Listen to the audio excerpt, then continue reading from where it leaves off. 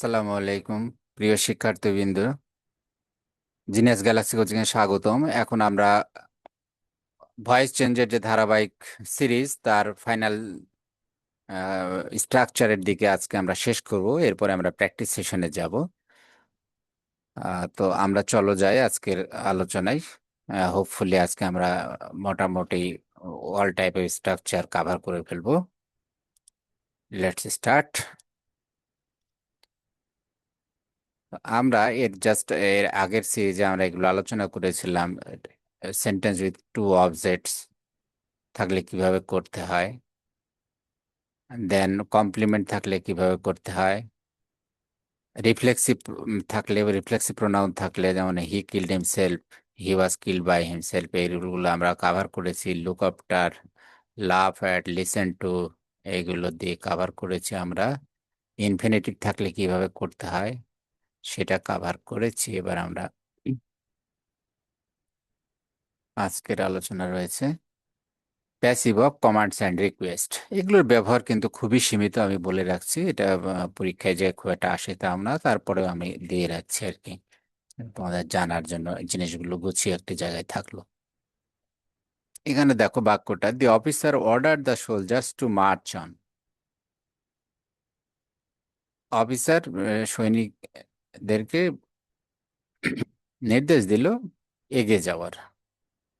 তো এইটা দেখো কিভাবে করে, দি সোলজার্স এখানে অবজেক্ট, তারপরে সোলজার যেহেতু প্যাসিভে আছে, এই জন্য প্লুরালে আছে, ওই জন্য ওয়ার হলো, যেহেতু পাস্ট ফর্মে আছে সিম্পল পাস্ট, তাহলে আর ভি থ্রি অর্ডার অর্ডার থাকলো, এরপরে টু মার্চ, এইটুকু আমাদের ইনফিনিটিভ সহ ভার্বটা এখানে এখানে বাই দ্য অফিসার এটা দেওয়া নেই, কারণ এখানে মেন হচ্ছে সোলজারকে অর্ডার দিল। নর্মালি অর্ডার দিবে অফিসার, যেখানে বোঝা যায় সেক্ষেত্রে সেটা অমিট করা হয় স্ট্যান্ডার্ড ইংলিশে। যেমন এখানে আর একটা, he requested me to help him, তাহলে এখানে কি হবে, এই মিটাই হবে I, I was requested to help him. আচ্ছা, এক্সক্লেমেটরি সেন্টেন্সে, what a beautiful flower she picked.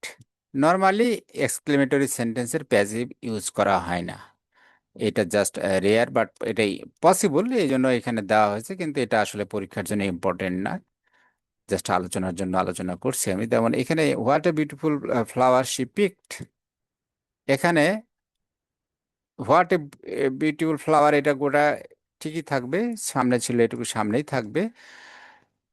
এই যেহেতু এটা সিম্পল পাস্ট, পিক ছিল, এর জন্য ওয়াজ বা ওয়ার, তার ফ্লাওয়ার সিঙ্গুলার আছে এই জন্য ওয়াজ আসলো। এবার ভিতরি পিকের ভিতরি পিকড বাই, এখানে সাবজেক্ট সি, হার হলো।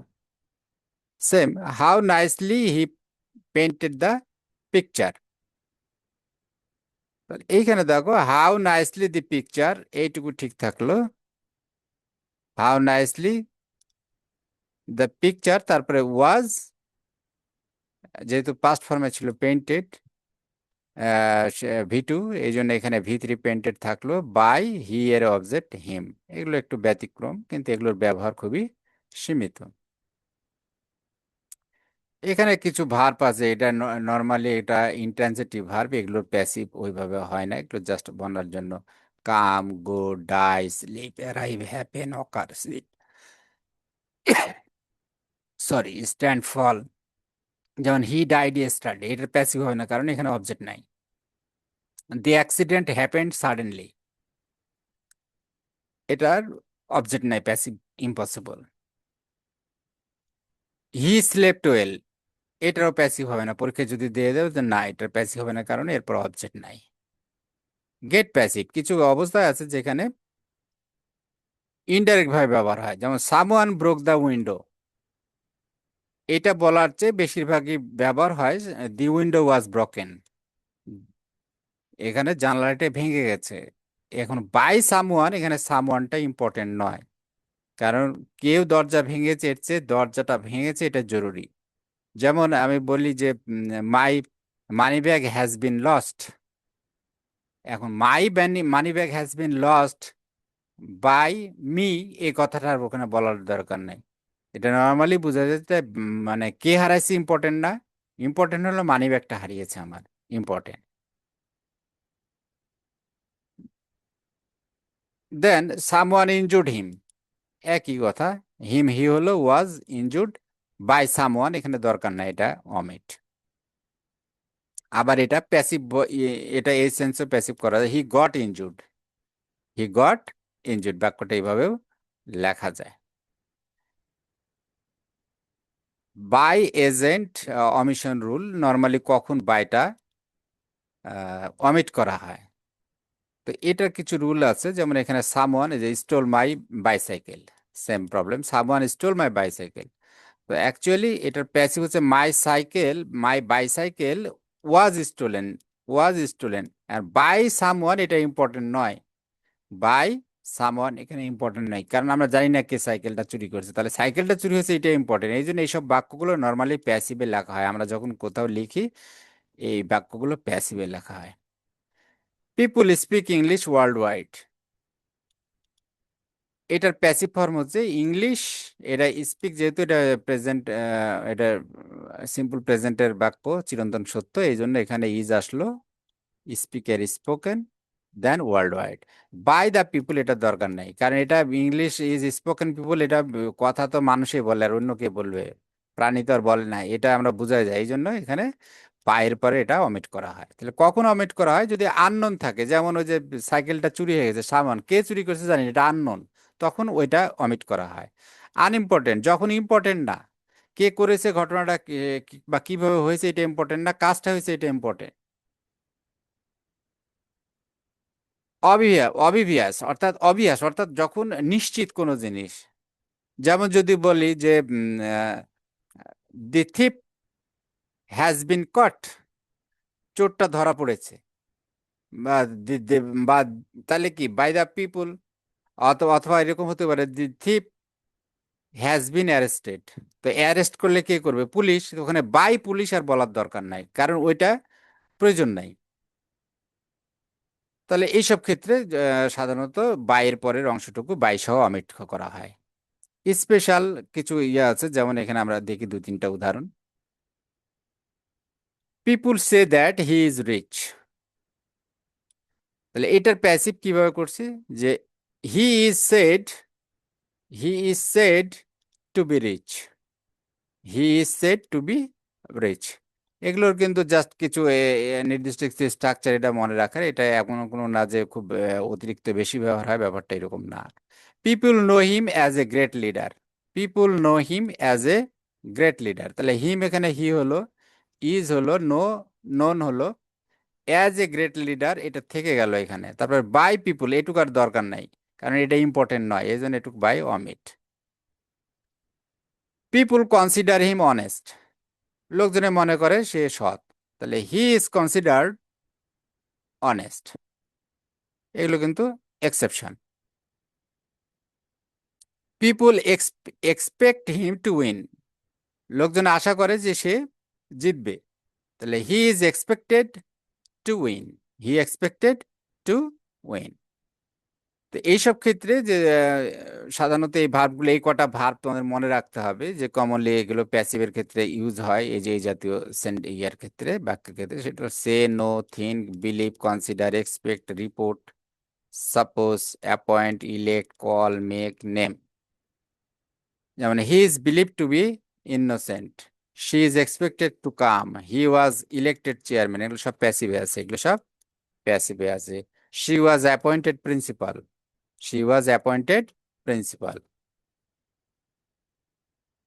কিছু এক্সামের জন্য চেক লিস্ট তোমাদের মনে রাখতে হবে, যে প্রথমে এগুলো ভয়েস করতে গেলে প্রথমে কি করতে হয়, আগে অবজেক্টটা খুঁজে বের করতে হয়, তারপরে অবজেক্টের সাবজেক্ট কি হবে সেটা বের করতে হয়, কোন টেন্সে আছে সেটা বের করতে হয়, সেই টেন্স অনুযায়ী তোমাকে অক্সিলারি ভার্ব ঠিক করতে হয়। আর কি লাগে? ভি3 লাগে প্যাসিভ করতে গেলে, আর বাই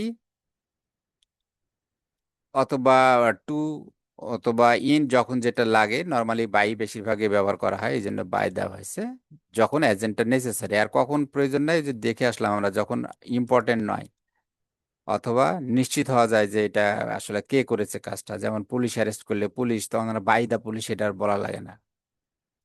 আচ্ছা, আর যদি প্রিপোজিশন থাকে ভার্বের সাথে, যেমন লাভড অ্যাট, আমরা দেখে আসলাম টেক কেয়ার অফ, তো এইসব ক্ষেত্রে ওই যদি গুচ্ছ ভার্ব থাকে, ফ্রেজাল ভার্ব এবং প্রিপোজিশন সহ থাকে, তাহলে আমরা ইনট্যাক্ট ভার্বের সাথে ওইটুকু রেখে দেব। টেন্সটা যে টেন্সের আছে আমরা সেই টেন্সেরই করব, শুধু প্যাসিভটা অক্সিলারি করবো, টেন্স চেঞ্জ করা যাবে না। ভয়েস ন্যারেশনের ক্ষেত্রে যেমন টেন্স চেঞ্জ হয়ে যায়, অনেকে তোমরা গোলমাল বাঁধিয়ে ফেলো ন্যারেশন আর ভয়েসের মধ্যে। টেন্স টেন্স হচ্ছে একটি প্যাসিভের মধ্যে সেম টেন্সই থাকবে, শুধু অতিরিক্ত অক্সিলারি হয়। আচ্ছা, দুইটা অবজেক্টের ক্ষেত্রে মনে রাখতে হবে আমরা ব্যবহার করব ইনডাইরেক্ট অবজেক্ট, যেটা যেটা ভার্বের পরে পরে থাকে ইনডাইরেক্ট অবজেক্ট, যেটা হিমস, তারপরে হার, মি, আস, দেম। এই এইগুলোকে আমরা অবজেক্ট হিসেবে নিব আমরা রিস্ক কমার জন্য, কারণ কমপ্লিমেন্টারি হিসেবে থাকলে তখন পরেরটা নিলে ঝুঁকি আছে ওইটা ভুল হয়ে যাওয়ার, এই জন্য আমরা সবসময় এটা ব্যবহার করব। আর দুই তিনটা রুল আছে, যেমন এখানে দেখো I am going to build a house, এটা নর্মালি এখানে টু বিল্ড, এখানে দেখো কি অবস্থায় আছে, এটা হচ্ছে ইনফিনিটিভ। আবার এই গোয়িং ভার্ব গো কিন্তু এটা ইন্টেন্সিটিভ ইন্টেন্সিটিভ ভার্ব, যার কারণে এরপরে প্যাসিভ বসে না, এটার ভয়েস হয় না। কিন্তু যেহেতু এখানে একটা অবজেক্ট আছে, এই যে বিল্ডের পরে অবজেক্ট আছে, ব্যতিক্রম হিসাবে এটা করা যায় কি হিসাবে, তখন এখানে যে টেন্সে আছে এম গোয়িং টু, যদি প্রেজেন্ট কন্টিনিউয়াস থাকে বা পাস্ট কন্টিনিউয়াসে থাকে, সাধারণত এই দুইটা টেন্সে থাকে, প্রেজেন্ট কন্টিনিউয়াস বা পাস্ট কন্টিনিউয়াস। নর্মালি প্রেজেন্ট কন্টিনিউয়াসই বেশি থাকে। তো এটা ফিউচারের নির্দেশ করে, কিন্তু এটা I am going to build a house, আমি একটা বাড়ি নির্মাণ করতে যাচ্ছি, মানে এখনো করি নাই, করব, খুব শীঘ্রই করব, এরকম। মানে গঠন প্রেজেন্ট কন্টিনিউয়াস এর, কিন্তু মিনিংটা হচ্ছে ফিউচার। তো এই জাতীয় ক্ষেত্রে আমরা এই যেটা অবজেক্ট আছে সেটাকে সাবজেক্ট নিব, এ হাউস, তারপর এটা প্রেজেন্ট কন্টিনিউয়াস এর এম ইজ আর, সাবজেক্ট অনুযায়ী এম ইজ আর হলো প্রেজেন্ট কন্টিনিউয়াস, কিন্তু বিং হবে না, কারণ আমরা গোটার গো ভার্বের আমরা কিন্তু করতেছি না, এটা ব্যতিক্রম এখানে। তাহলে গোয়িংটা ওই অ্যাজ ইট ইজ থাকে যাবে, শুধু অতিরিক্ত টু এর পরে একটা বি নিয়ে টু এর পরে যে ভার্বটা থাকে ট্রানজিটিভ ভার্ব, সেটাকে আমরা ভিতরি করে দিতে হয়, বিল্ড। আবার কিছু আছে যেখানে একটু ব্যতিক্রম, যেমন রাইস রাইস সেলস চিপ, এই জাতীয় বাক্য, এটা কিন্তু যেমন হবে এখানে rice is chip when it is sold. যেমন যদি বলি দি রোজ স্মেল সুইট, তাহলে rose is sweet when it is smelled. The house is building, বাড়িটা নির্মিত হচ্ছে, তার মানে কি বাড়ি কি নিজে নিজে করছে? না, কেউ না কেউ করছে, কিন্তু এটা একেবারে দেখো অ্যাক্টিভ, এটা অ্যামিজার ভার্বের সাথে আইনজি মনে হচ্ছে এটা অ্যাক্টিভ বাক্য, কিন্তু আসলে এটা প্যাসিভ সেন্সে আছে।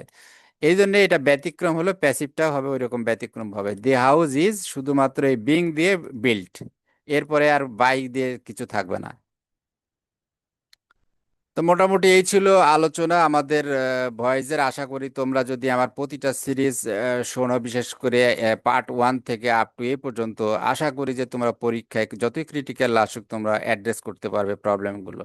এরপরে আমি যেটা করব, প্র্যাকটিক্যাল সেশন কিছু প্র্যাকটিক্যাল দিয়ে আমি ইয়ে করব। এবং তোমাদের জন্য একটা সুখবর আছে, আমি হলো MCQ system, computer generated automatic system আমি ইন্টিগ্রেট করব, যাতে করে তোমরা ফ্রি টাইমে প্র্যাকটিস করতে পারো যে আপনি করা কোনটা সঠিক কোনটা না।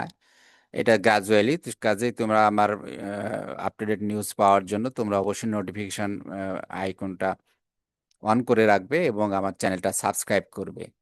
আশা করি তোমরা আমার সাথে থাকলে তোমরা পরীক্ষায় নিশ্চিতভাবে ভালো করবে।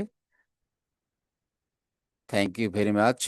আবার দেখা হবে, কথা হবে ভয়েসের প্র্যাকটিক্যাল সেশন নিয়ে। এ পর্যন্ত ভয়েসের আমাদের রুলস রেগুলেশন স্ট্রাকচার যেগুলো ছিল, আমরা পুরো টেন্সগুলো, বিভিন্ন সেন্টেন্স স্ট্রাকচার, এক্সেপশনাল রুলস সবগুলো আমরা কম বেশি আলোচনা করেছি। Thank you very much.